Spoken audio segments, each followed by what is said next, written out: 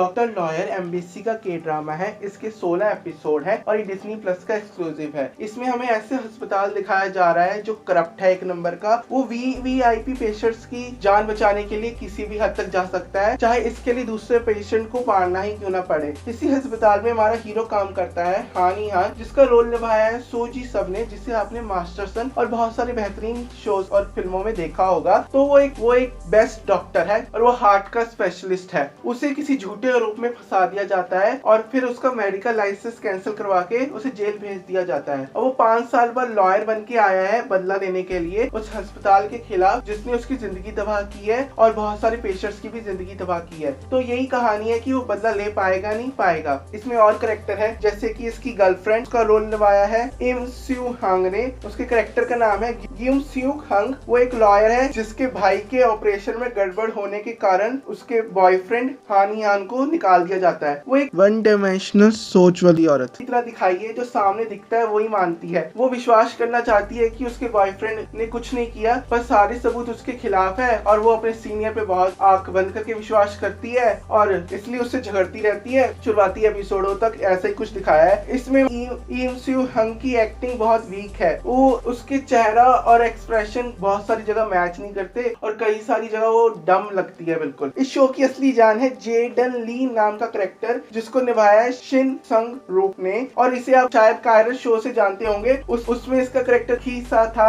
अपना बीवी बच्चों को बचाने की कोशिश कर रहा था। इसमें ये थोड़ा संकी किस्म का है, पागलों की तरह हंसता रहता है, अजीब सी इंग्लिश बोलता है क्योंकि ये अमेरिकन कोरियन है और उसी अस्पताल में एज ए इन्वेस्टर आया है। ये अपने हीरो हानी हान के साथ हाथ मिला लेता है, उसे अपना लॉयर बना लेता है और इसके अपने कुछ मोटिव है जिन्हें ये पूरा करना चाहता है। इसमें जो है ना शिन संग रू की एक्टिंग देखने लायक है। पूरे शो की जान यही है। बाकी दोनों एक्टर इसके सामने फीके पड़ जाते हैं, पर ये उनमें अलग ही शाइन कर रहा है क्योंकि ये शो की राइटिंग थोड़ी फीकी सी है। शुरुआत के 2 एपिसोडों में इसे एक्सपर्ट दिखाने के चक्कर में हानी हान एक्सपर्ट है अपनी कैटेगरी में। उसमें 2 एपिसोडों में सिर्फ इन्होंने ऑपरेशन करते हुए दिखाया, फिर डॉक्टर प्रिजनर की तरह इसने एक पेशेंट को बीमार कर दिया जेल में कि ताकि इलाज कर सके। फिर कोर्ट रूम में इलाज कर रहा होता है, पूरी की पूरी मेडिकल किट कोर्ट रूम में लेके आ जाता है और कोई सवाल नहीं पूछता कि तुझे कैसे पता यहाँ पे कुछ होने वाला था। तो देखने में अजीब लगता है। रही बात इस शो के विलन की, उसका रोल निभाया है ली क्यूंग हंग ने और उसके कैरेक्टर का नाम है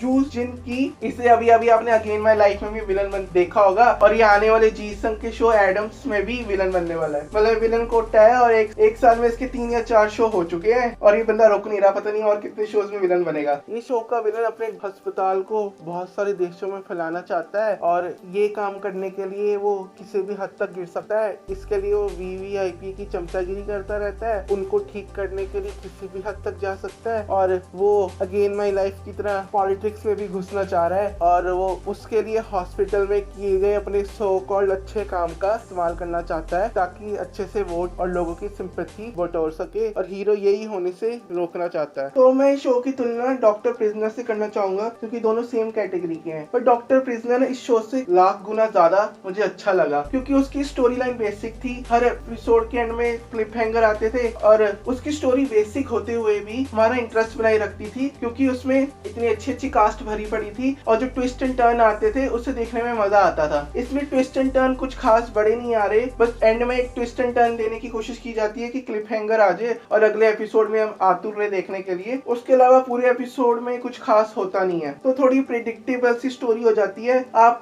चलते एपिसोड में गेस कर सकते हो कि एंड में क्या होगा और 90% से ज्यादा चांस है कि आप सही होगे। डॉक्टर प्रिजनर में बस यही था कि उसने अपना डॉक्टर होना नहीं छोड़ा, इसमें इसने भी डॉक्टर होना नहीं छोड़ा है पर ये लॉयर बन गया है, इसने एक डिग्री हासिल कर ली है, इतना ही फर्क है। इसमें एक्चुअली 2 सब प्लॉट है जिसकी बात करनी चाहिए। अगर किसी ने डॉक्टर एक्ट जापानीज सीरीज देखा होगा कि एक फीमेल डॉक्टर थी, वो ज्यादा देर तक किसी अस्पताल में काम नहीं करती थी, वो ऑपरेशन करती थी और उसका श्रेय कोई और डॉक्टर ले लेता था। उसे गोस्ट डॉक्टर कहते हैं ये लोग। और हमारा हीरो भी जो शो का विलन है ना, उसके बेटे के लिए गोस्ट डॉक्टर का काम करता है। वो एक निकम्मा टाइप का डॉक्टर है जिससे ढंग से सर्जरी नहीं होती, तो हीरो उसकी जगह जाके सर्जरी कराता है, उसका सारा श्रेय गुंडे के लड़के को चला जाता है। तो इसमें ये भी डाला गया है। और एक सब प्लॉट है एआई वर्सेस ह्यूमन का। जैसे जैसे साइंस तरक्की कर रही है वैसे वैसे ही हम ऑपरेशन करने के लिए भी एआई का इस्तेमाल कर रहे हैं, पर ये क्या सही है कि एआई ढंग से ऑपरेशन कर पाएंगे? क्या वो इंसानों की जगह ले पाएंगे? ये सब प्लॉट भी चल रहा है इसमें। वो जो गर्लफ्रेंड वाला ड्रामा डाल डाल दिया गया ना डॉक्टर के साथ, वो थोड़ा इस शो को ड्रैग कर देता है, जैसे वो जानबूझ के टाइम घसीटने के लिए कि शो के 16 एपिसोड बन जाए। ओवरऑल एक ठीक ठाक टाइम पास रिवेंज शो है जो और बेहतर हो सकता था, जिसमें सबकी एक्टिंग अबव एवरेज टाइप की है और जिसमें जेडन ली नाम का कैरेक्टर अलग ही शाइन मार रहा है। ओएसटी ठीक है, इतने भी खास नहीं है, शो की थीम को मैच कर रहे हैं। राइटिंग मैंने कहा थोड़ी ऊपर नीचे होती रहती है, तो मैं इसे रेटिंग दूंगा 7.8 आउट ऑफ 10 की। फिर मिलेंगे किसी और रिव्यू में।